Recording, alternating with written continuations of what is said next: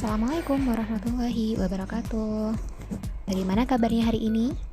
Semoga sehat selalu dan tetap semangat untuk mengikuti pembelajaran secara daring. Oke? Hari ini kita akan belajar mengenai tema 3, subtema 2, pembelajaran 4 dengan pokok materi adalah PKN dan bahasa Indonesia. Apa saja sih yang akan kita pelajari hari ini? Hari ini pada pelajaran PKN kita akan belajar mengenai kesadaran dalam melaksanakan kewajiban dan penuh tanggung jawab, dan juga pada bahasa Indonesia nanti menentukan kalimat efektif dalam teks eksplanasi. Gitu ya. Oke, lanjut kita akan membahas kesadaran dalam melaksanakan kewajiban dengan penuh tanggung jawab. Nah, apa sih kewajiban itu? Kewajiban adalah sesuatu yang harus dilakukan dengan penuh tanggung jawab. Dan yang namanya kewajiban ini tidak dapat dipisahkan dari hak, gitu. Jadi, mudahnya setiap pelaksanaan kewajiban itu pasti disertai dengan pemerolehan hak, gitu. Maksudnya adalah ketika kita melaksanakan sebuah kewajiban, pasti kita berhak untuk memperoleh sesuatu karena kita sudah melakukan kewajiban, begitu. Dan jika tidak melaksanakan kewajiban, maka seseorang tidak akan memperoleh haknya, begitu. Contohnya adalah ketika di rumah pastikan ada listrik ya, dan listrik ini wajib dibayar karena kalau tidak dibayar nanti kita tidak bisa menggunakan fasilitas-fasilitas yang berkaitan dengan listrik seperti menonton TV, mengecharge HP, gitu ya, dan lain sebagainya. Maka di sini orang yang tertib membayar listrik, maka nanti orang itu akan mendapatkan haknya. Haknya adalah mendapatkan fasilitas untuk menggunakan alat elektronik di rumah yang bisa tersambung dengan listrik, bisa menonton TV, gitu ya, bisa mendengarkan radio dan sebagainya, begitu. Oke, sampai sini paham ya? Jika seseorang itu tidak melaksanakan kewajiban, maka orang itu akan dapat merugikan orang lain atau bahkan dapat membuat orang lain itu kehilangan haknya, begitu. Nah, bagaimana sih contohnya? Contohnya seperti ini. Ketika membuang sampah, gitu ya. Jadi kalau tadi kan orang yang tidak melaksanakan kewajiban bisa merugikan orang lain atau bisa membuat orang lain kehilangan haknya. Nah, ketika membuang sampah, jika seseorang itu membuang sampah sembarangan, begitu ya, dibuang di pinggir jalan, maka itu akan merugikan sekitarnya, gitu. Tidak hanya orang-orang di sekitarnya seperti tetangga dan sebagainya, bahkan mungkin dapat menyebabkan banjir di sekitar lingkungan rumahnya. Nah, ini kan membuat orang-orang di sekitarnya menjadi rugi dan merasa tidak nyaman, begitu. Maka ini kewajiban itu harus dilaksanakan dengan penuh tanggung jawab. Lalu, apa sih kewajiban kita? Nah, kita hidup di muka bumi ini, gitu ya. Apa saja sih kewajiban kita sebagai manusia, sebagai anak, sebagai pelajar, sebagai warga negara di Indonesia, gitu ya, dan lain sebagainya. Nah, kita harus tahu apa sih kewajiban kita selama kita hidup ini, begitu. Maka di sini kalau kita sudah mengetahui apa sih kewajiban kita sebagai anak, sebagai seorang pelajar, gitu ya, dan lain sebagainya, kemudian kita menyadari dan kita siap melaksanakan kewajiban itu, maka ini yang disebut dengan kesadaran kewajiban. Orang yang memiliki kesadaran kewajiban adalah orang yang bertanggung jawab, dan orang yang bertanggung jawab dapat dikategorikan sebagai orang yang baik dan juga dia akan dihormati di sekitar lingkungannya. Dan juga orang yang bertanggung jawab terhadap kewajibannya, dia akan mendatangkan kebaikan, kebahagiaan, kesuksesan dan lain sebagainya, gitu. Karena dengan dia bertanggung jawab atas setiap kewajibannya, maka nanti akan mendapatkan kebaikan, dihormati dan sebagainya, gitu. Nah, kemudian bagaimana sih contoh ketika seseorang itu melaksanakan kewajiban dengan penuh tanggung jawab? Yang pertama adalah membuang sampah pada tempatnya, ya, agar tidak mengganggu kenyamanan orang lain, tidak merugikan lingkungan sekitar, begitu. Kemudian yang kedua adalah tenang saat membaca buku. di perpustakaan gitu ya contohnya. Kenapa harus tenang gitu ya? Kalau kita di perpustakaan membacanya dengan keras gitu ya, berisik dan sebagainya, maka akan mengganggu kenyamanan dan ketenangan orang lain, dan ini akan merugikan orang lain dan membuat orang lain itu tidak mendapatkan haknya untuk membaca dengan tenang karena terganggu dengan kita yang membaca dengan berisik begitu. Kemudian juga mematuhi lalu lintas gitu. Nah, kalau kita mematuhi lalu lintas gitu, ini kan memang wajib ya. Kenapa kok wajib mematuhi lalu lintas? Agar kita tidak mengganggu hak orang lain saat berkendara. Jadi bisa berkendara dengan nyaman, dengan tenang dan aman. Coba deh kalau kita lihat ada orang ugal-ugalan begitu ya di jalan, itu kan dia bisa membahayakan dirinya sendiri dan juga membahayakan orang lain begitu. Maka untuk selanjutnya adalah coba deh kalian pikirkan begitu ya, apa sih kewajiban saya gitu ya, apalagi sebagai seorang pelajar gitu. Oke? Selanjutnya kita akan belajar mengenai kalimat efektif dalam teks eksplanasi. Nah, sebelumnya kalian sudah belajar kan ya mengenai teks eksplanasi pada pertemuan-pertemuan sebelumnya. Masih ingat nggak apa itu teks eksplanasi?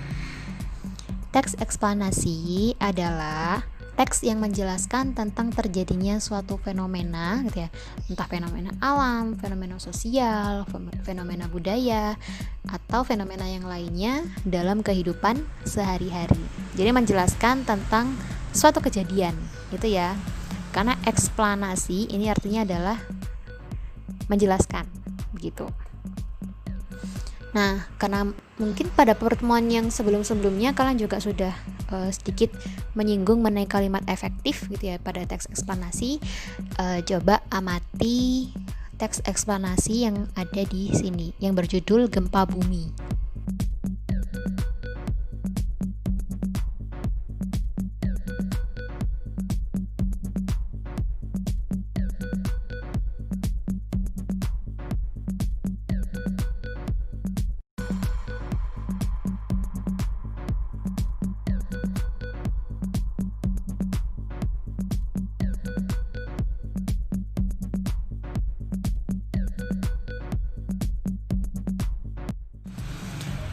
Oke, sudah dibaca kan ya?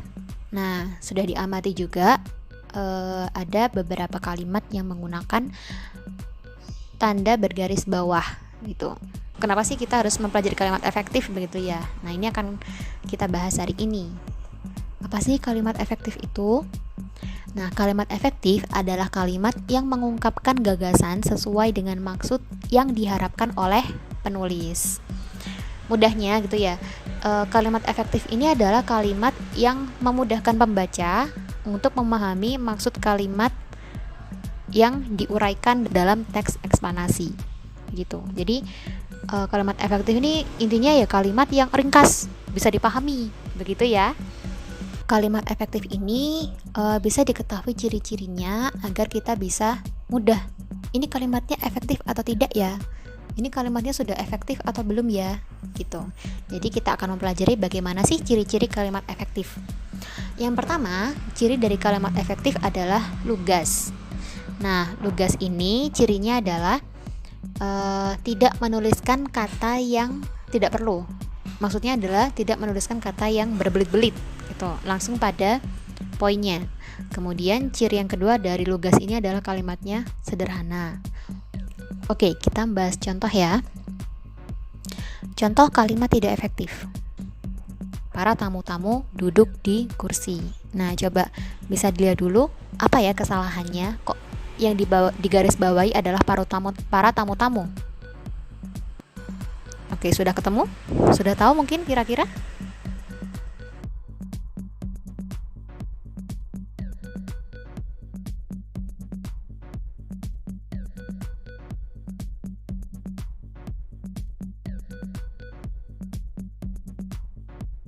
Oke, akan kita bahas mengapa sih para tamu-tamu ini merupakan kalimat yang tidak efektif.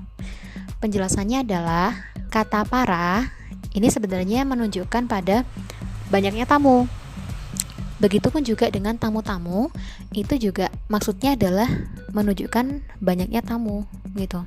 Nah, maka untuk bisa menjadi kalimat yang efektif, karena para dan tamu-tamu itu maksudnya sama, maka perlu ditulis salah satu saja.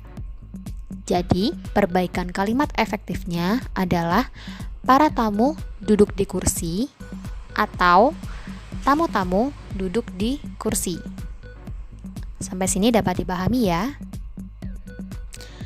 Lanjut, ciri kalimat efektif yang kedua, yaitu adalah ketepatan kalimat.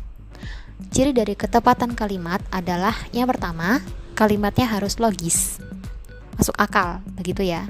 Yang kedua, tidak ambigu atau tidak bermakna ganda. Maksudnya adalah pada kalimat itu tidak memiliki makna yang rancu, makna yang tidak jelas ini sebenarnya gimana sih gitu ya. Tidak bermakna ganda gitu. Oke, kita akan bahas contohnya ya. Contoh kalimat tidak efektif. Lampu kakek yang antik itu dijual dengan harga murah.